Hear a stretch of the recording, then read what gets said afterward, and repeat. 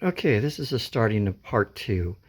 From part one, I've done a lot more work and went into the left side and added more detail. Now, my intention in the beginning was to do both sides, but I also wanted this to be a learning experience. So if I did both sides, people wouldn't know how it got started, and they would just see pretty much this part and not see it start from this point. So I'm just going to do a slow scan. So the other side looked just like this. Have you seen the first one? You would know that it looked just like this. And I'm going to move over. Added a few more creatures.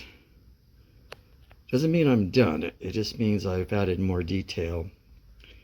And I'm just going to do a demonstration on a few items to show how I got more detail. This will probably be a shorter video.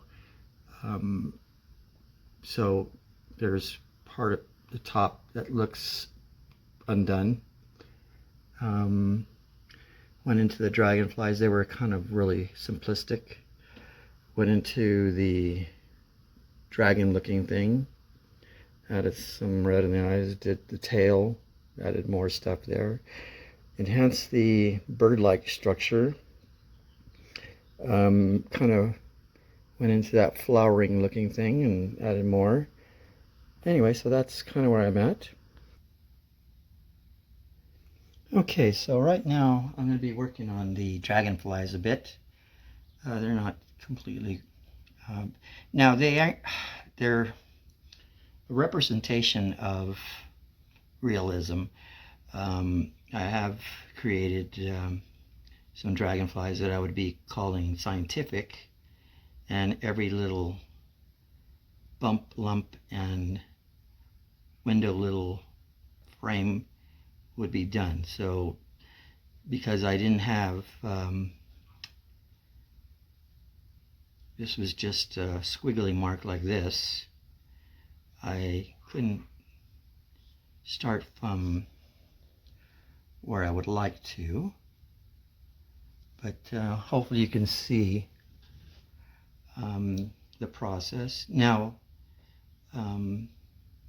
dragonflies are really unique creatures, so I would really love to do a really super scientific illustration and show that, but it would take too long.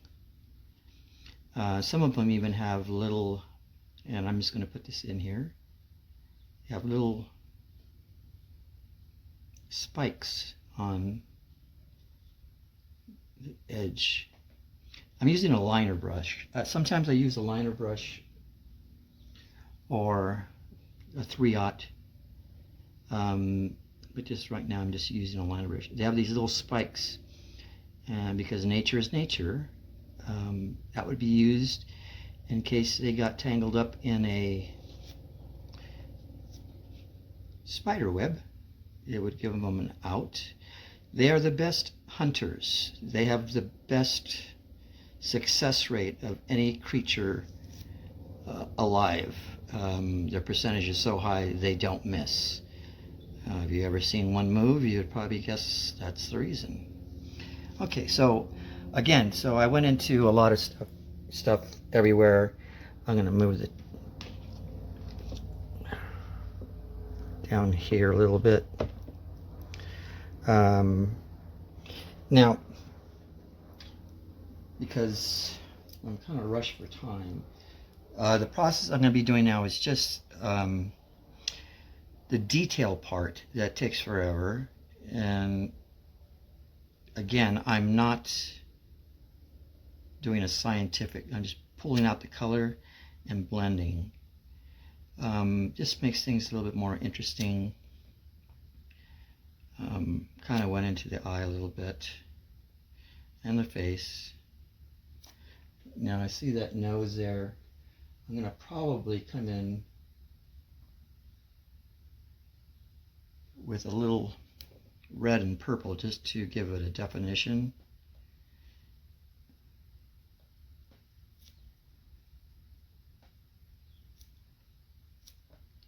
Maybe refine these a little bit. So it's just randomness when I'm doing stuff, and it'll start growing. I didn't really want to, well, as I was working on this little creature, I wasn't planning to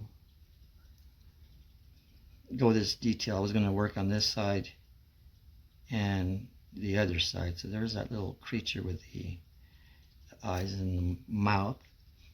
So I'm just kind of enhancing that.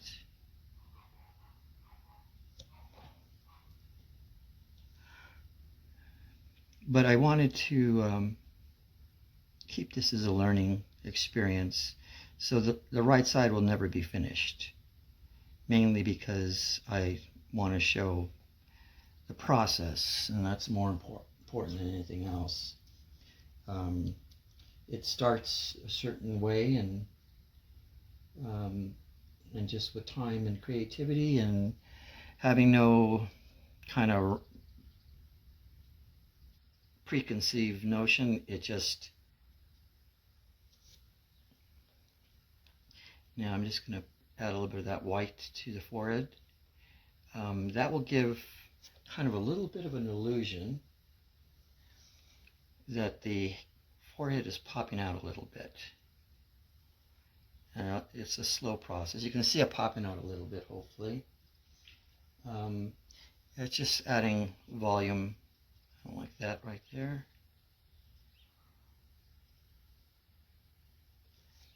And maybe a little bit on the front part. Now, these are just things I see. When I was teaching my students, it was really hard to explain this process, so I used to try to figure out a lot of different ways to make them understand. So this thing is connected, so this is kind of the backside or the rump area.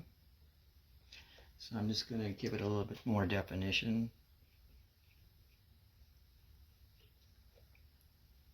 And it looks like this thing is connected to this, maybe from curvature motion. Also want to maybe just put a little bit of purple on the bottom here. It'll just give it a little bit more definition. So this is the way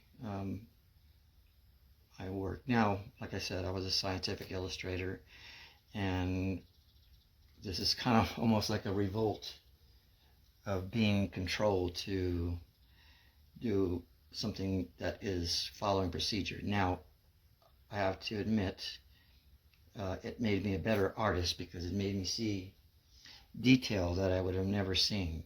So when you have somebody like entomologist that is looking at a new species of fly or something that's so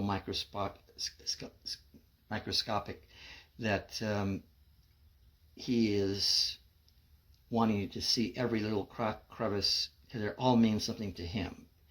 And he would, and most professional ologists, I should say, all are in the same boat. They don't ever want to be called on their work. They do things to the max because they don't want another paleontologist or archaeologist and melanologist calling them on something they missed. So sometimes it takes 3 times longer in a painting, but it's a necessity. It's kind of cool to see your name in a scientific paper. I ain't gonna lie about that. Unfortunately, whenever I do a painting, I get credit. I know it sounds weird. Whenever I do a sculpture or a model, the photographer gets the photo credit. I never really could understand that kind of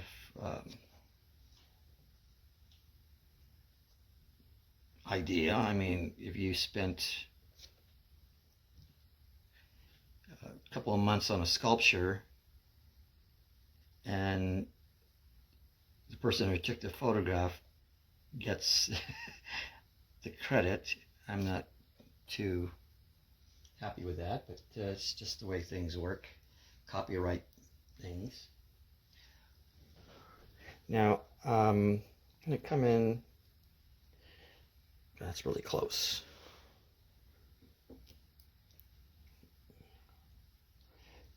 So this is kind of one of those things where I just want to enhance what's there and give it some definition. Technically, I should just keep it all red, but because I don't have anybody saying that has to be completely red. I'm just putting these little colors to bring things out. I probably need to check to see if I'm out of focus or people can't see what's happening there, so I'm going to check just real quick. Yeah, I'm getting kind of to the point where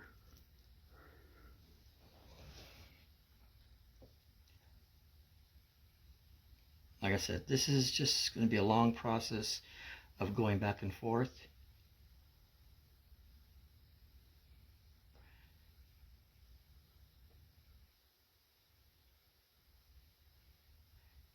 This is a lot harder than you think, because when you're looking at something, you have a reference.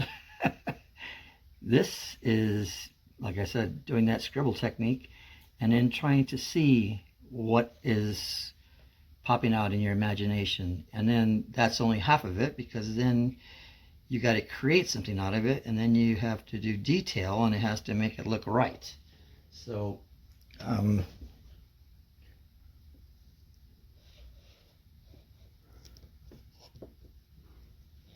there's that little creature there. I'm going to probably stop in just a little minute. I just saw something that needed my attention.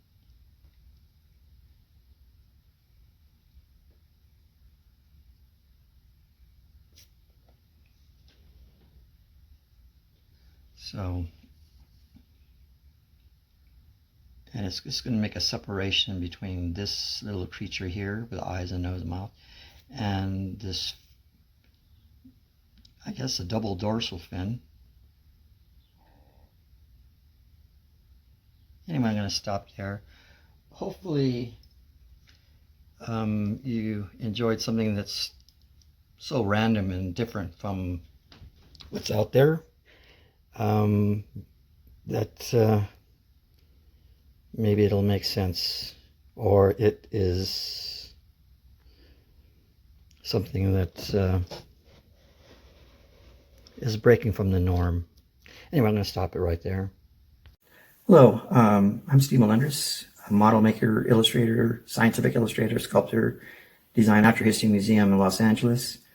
Done a lot of different things, but I'm going to be doing watercolor demonstrations of the techniques I've developed over the years, and it's going to go from a lot of different directions. And also I'm going to be doing videos, I call them video posters for my daughter, so a lot of stuff that I can leave to my daughter about her crazy dad.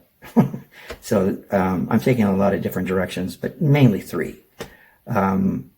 So anyway, that's my introduction that I'm going to attach to everything I'm doing now, so I don't have to repeat this. Be careful out there.